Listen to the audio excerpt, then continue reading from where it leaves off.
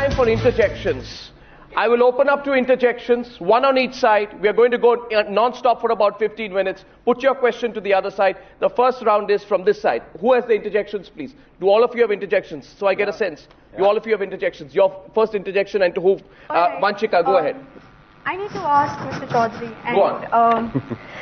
You know, this is something, this is against like what the stand I've got from this side, right? So fine, that's a debate whether public education is good or not, or is of that level of private education not. But even if, say, your public education is not that good, right, then what do you do? If your house is not clean, what is it that you do? Do you call neighbors to clean your house, or you clean your house yourself?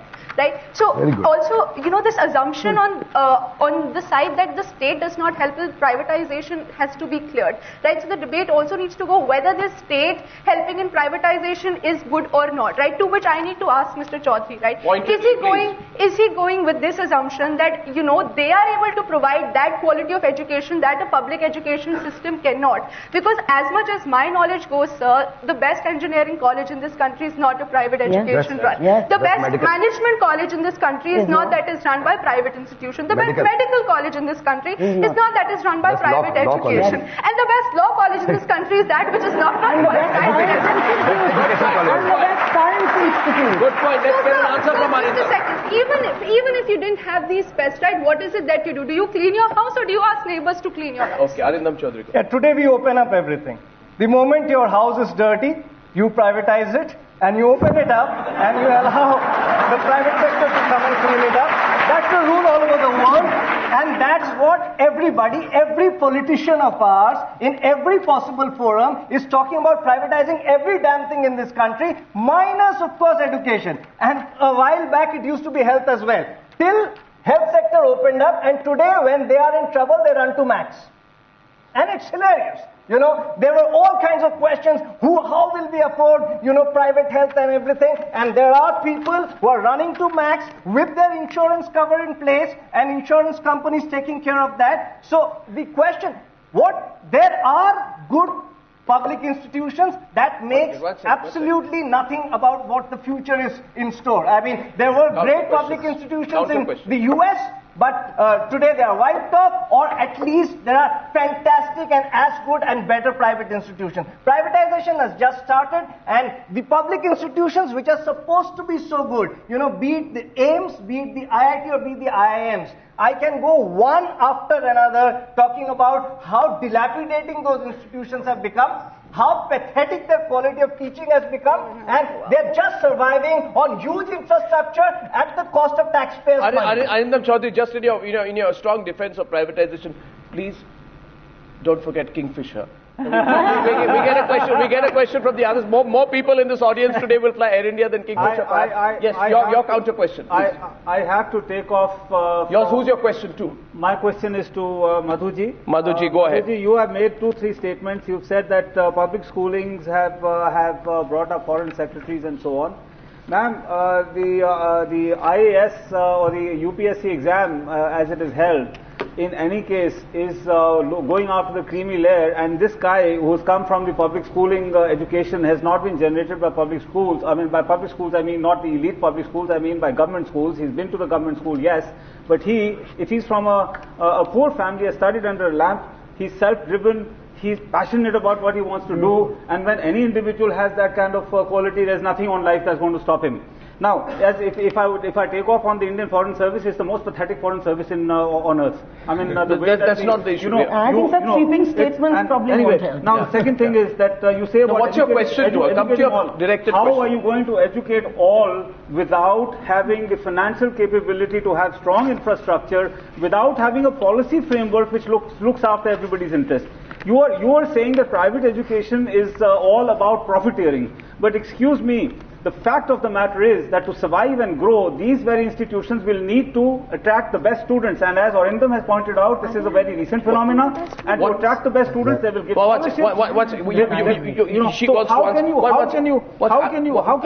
The question must be kept in the context of the fact that the UNESCO says that India has the lowest public expenditure on education in the world. But let's get an answer on the other side. Let her answer to you, please. Let her answer to you. I'd like to answer both of your questions actually together, what Arindam raised and what you have raised also, Naveen. which is that you are saying that where is the money going to come from? Yes. But let's look at what the example that he gave of Max Hospital. Yes. Max is a hospital I go to. Right. And do you know how I can go to Max? Because I get CGHS coverage. Right. Who is paying for CGHS coverage for me? It's the Indian state. It's Good the point. government which is paying. I pay taxes. The state gives me the money to go to Max. Correct. 5 years ago, before CGHS was included in Max, Yes. Max was absolutely emptied of patients.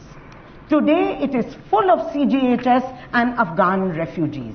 So what's the... Afghan what's the- refugees get paid, but you're getting what I am what's- saying what's is, quality? what I am saying is, the state is building up Max. For the amount that they are paying me What? to go to Max Hospital, No. they could have started three medical institutes by now. The point being That's made the here... unfortunate reality of the state. With that money, they could have done it. the That's the point- unfortunate reality of the state. No, the point being made here is that the state cannot guarantee quality in anything, be it aviation or education or healthcare. That's the point being made. And Arindam Chaudhary and you are arguing that's only private institutes which Have the money. which provide the quality or have the money. She's saying the money I'm is saying coming the from money is taxpayer. coming from One the minute, state. Professor You have Sadgopal, let's not get it. What's Professor Sadgopal, you have a question, please? Not a statement. You have a question for any of our panelists? Yeah, I have a question. Who's I your have a question. to, sir? The destruction of public question to, education system which I mentioned has been ignored. Why have you ignored? How the process of destroying the public education system, which began formally in 1991 and advanced in the decade, in the present decade, what is that destruction agenda? Agenda is to underfund.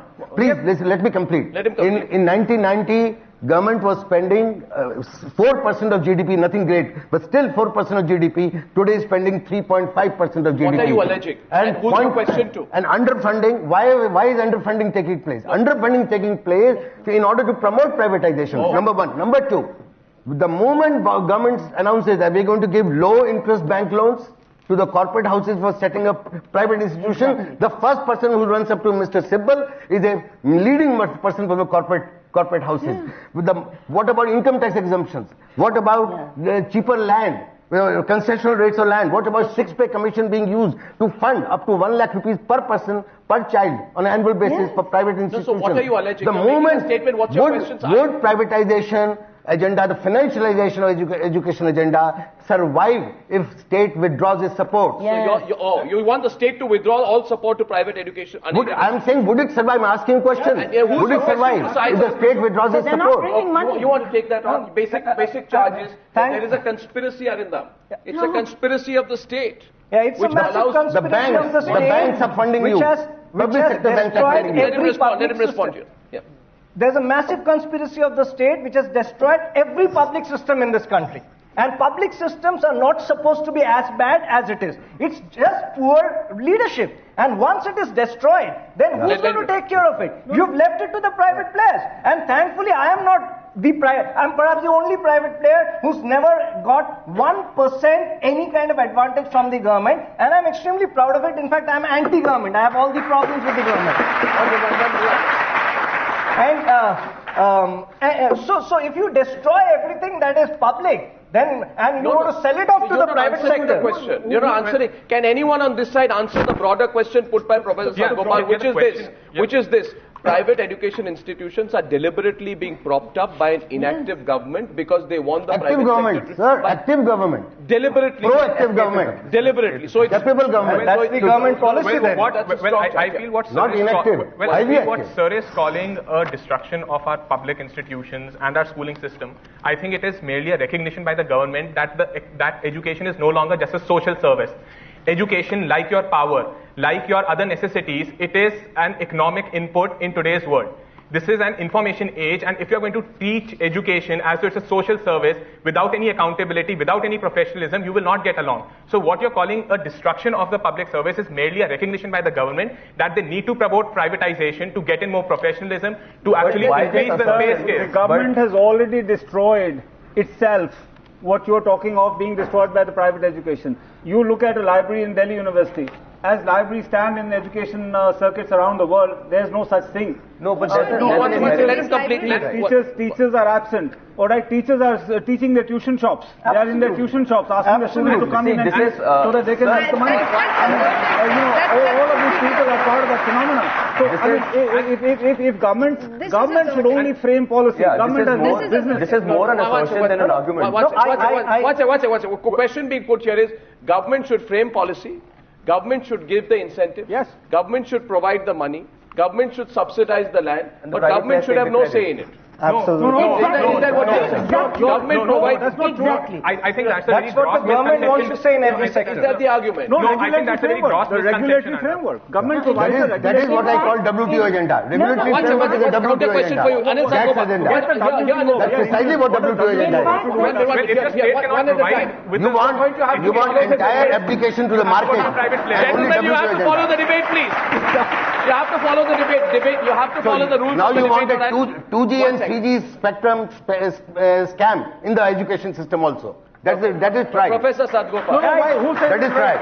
Who says it's right? 2G in education. Nobody's saying it's right. I'd just like to say that if there was no government, the probability of scams and corruption would really be going lesser than it is in the state. Yes. What have we seen? Governments are unwieldy with a lot of bureaucratic hurdles and red tapeism, and this is what fosters the entire presence of corruption and mismanagement. How many corrupt people do you see in the private sector? And then contrast that with the amount of corrupt people, the inefficiency in the civil services, in the politicians. If the government is more corrupt, fine, you have some inefficiencies in the private sector, but do the comparison. How is the government better?